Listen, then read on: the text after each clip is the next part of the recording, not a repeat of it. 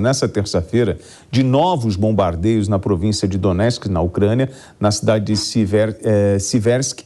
Diversos alvos foram atingidos, como prédios, residências e uma academia. Em Bakhmut, na mesma província, colunas de fumaça foram avistadas de longe após uma nova ofensiva de Moscou. Seria uma resposta? Pode ser uma resposta, Paulo? Pode ser uma resposta, mas pode também ser só a continuidade dos avanços lá em Donetsk, William. Os russos continuam avançando, embora muito lentamente, né? Hoje o Ministério da Defesa do Reino Unido divulgou que nos últimos 30 dias os russos ganharam cerca de 10 quilômetros de terreno na região de Donetsk. Então eles continuam avançando lá. Embora haja notícias que eles deslocaram uma boa quantidade de batalhões, cerca de 30 grupos táticos de batalhão, que daria em torno de 25 mil homens, da região de Donetsk para a região sul, para a região de Kherson, onde se espera, se anuncia já há algum tempo, uma contraofensiva ucraniana. Os ucranianos também estão fazendo uma contraofensiva lá na região nordeste, próximo a Kharkiv, já conquistaram uma pequena cidade lá hoje, estão a caminho de Izium. Então, você vê que a guerra está numa fase de atrito, com pequenas vitórias para cada um dos lados, né? E o que faz a gente pensar e concluir que a guerra está muito longe ainda de encontrar um fim, infelizmente. Estamos aí no 167º dia. Eu me lembro que vocês me convidaram para vir aqui conversar no 100º dia, e eu dizia que eu esperava não estar de volta do 100º, né? Mas parece, infelizmente, que nós vamos chegar e vamos ultrapassar os 200 dias de guerra pelo rumo dos acontecimentos atuais. Paulo, e como está se gastando dinheiro nessa ofensiva, né? A gente tem agora os Estados Unidos que anunciaram que forneceriam 89 milhões de dólares à Ucrânia para a remoção de minas terrestres instaladas pelas forças russas. Esse valor apoiará 100 equipes de desminagem, auxiliará no treinamento e em equipamentos para os ucranianos realizarem o trabalho arriscado nos estimados 16 milhões de hectares de território que Kiev diz ter sido minado pelos russos. Você acredita nessa narrativa? Isso faz parte da estratégia da guerra ainda? A gente está em 2022, ainda temos esse tipo de estratégia militar? Paulo? Temos sim, William. Nós temos que lembrar que o banimento das minas antipessoal, ela foi determinada por um tratado de Ottawa, só que nem russos nem ucranianos assinaram esse tratado. As informações que nós temos é que os russos estão usando uma mina antipessoal conhecida popularmente como mina borboleta. Essa mina pode ser lançada por aeronaves, pode ser lançada inclusive por tiros de artilharia, e ela cai no terreno e ela fica à vista, mas ela fica lá ocupando uma área extensa no terreno. Vai dar muito trabalho. Depois da guerra, nós vamos ver muitos anos ainda equipes de desminagem humanitária trabalhando para desminar esses locais, infelizmente. A guerra ela é caríssima, William. Você se referiu aí aos valores, né, da guerra. Nós vimos hoje a liberação de mais uma parcela de $1 bilhão dos Estados Unidos para o apoio aos ucranianos. Mas para você ter uma ideia, para os amigos que nos assistem terem uma ideia, um foguete desse HIMARS, ele custa em média, mais ou menos, aproximadamente $150 mil, um foguete. Aí você pode imaginar o custo da guerra. É um custo que se conta na casa dos bilhões de dólares, como nós estamos vendo. E, por exemplo, nós tivemos essa semana, né?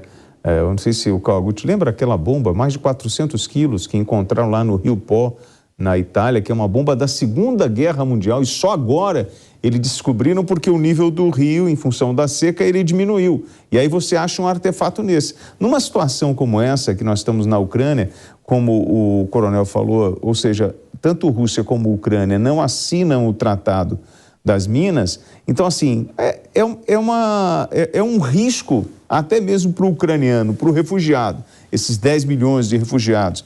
Como é que você retorna para sua casa? Como é que você volta a ocupar um território desse tão extenso e com o risco desses explosivos, Kawaguchi? Complicadíssimo, William. Eu lembro da minha experiência ali na Ucrânia.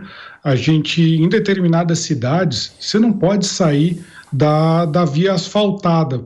Todo mundo falava, se você pisar na terra, é um risco que você tem de explodir. Então a gente só podia andar em cima do asfalto, porque é difícil para eles, para a pessoa que vai lançar para esconder uma mina, esconder numa área asfaltada. É praticamente impossível, não é viável, na verdade. Então a gente só andava na região que o asfalto estava intacto.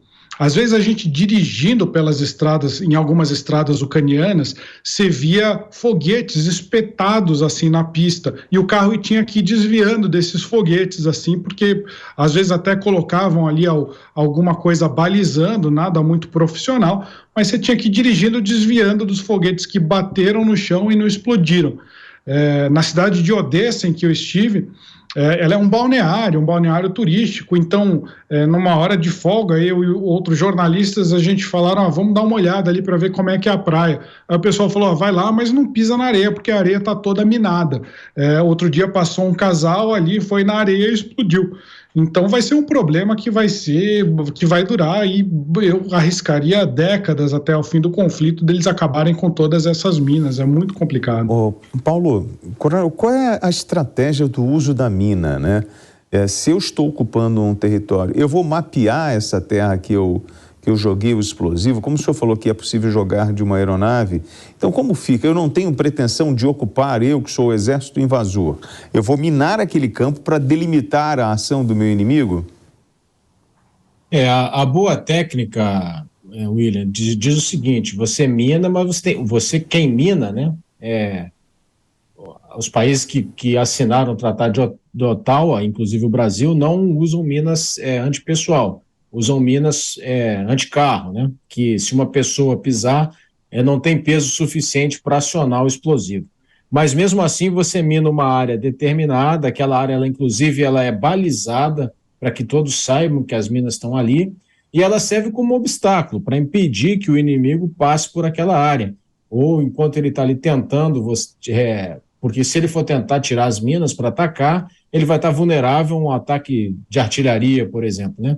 Só que você vê o uso indiscriminado das minas, o uso incorreto. Isso é um problema, inclusive, do ponto de vista de quem ataca. Como você pode perceber, se a Rússia quer que esse território passe a ser Rússia no futuro, através de um referendo, como aconteceu na Crimeia, ou Donetsk e Luhansk se tornem independentes, isso vai ser um problema para o próprio atacante no futuro.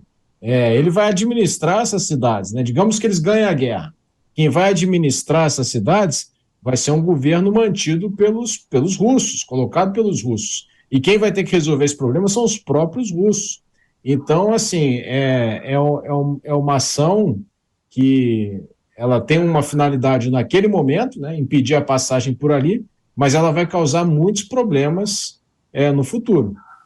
Bom, Kawaguchi, eu vou trazer algumas informações do dia de hoje. Por exemplo, autoridades ucranianas realizaram uma cerimônia de enterro para 15 corpos encontrados em Bucha, 4 meses depois que as forças russas se retiraram da área. A vice-prefeita, inclusive, disse que 14 corpos não puderam ser identificados, acrescentando que a maioria tinha ferimentos de munição na cabeça e no peito, com sinais de execução. Kawaguchi.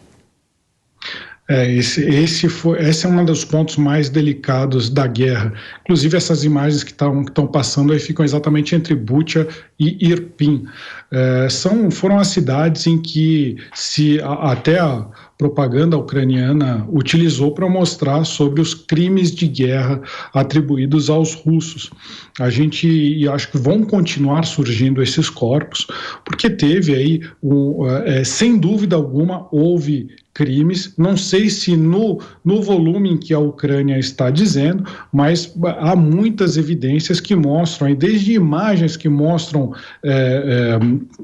tropas russas usando canhões contra civis que estavam andando na rua, até coisas um pouco mais controversas, como pessoas que são executadas, aí você fala são civis, mas na verdade eles pertenciam à chamada milícia de defesa territorial.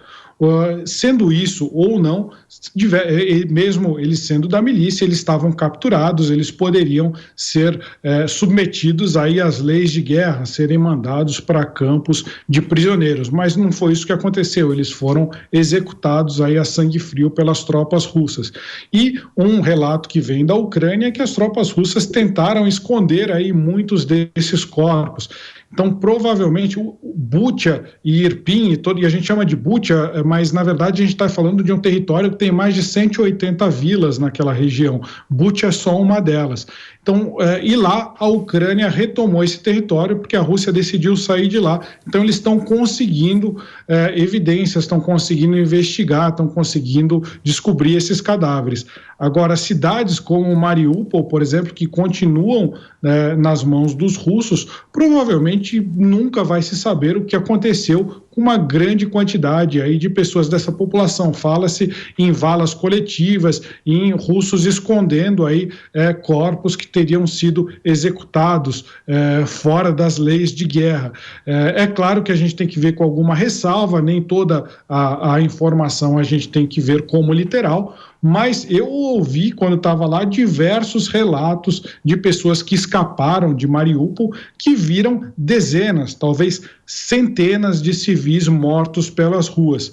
Provavelmente a gente nunca vai saber exatamente quantas pessoas morreram, porque esses corpos foram escondidos ou eliminados pela Rússia.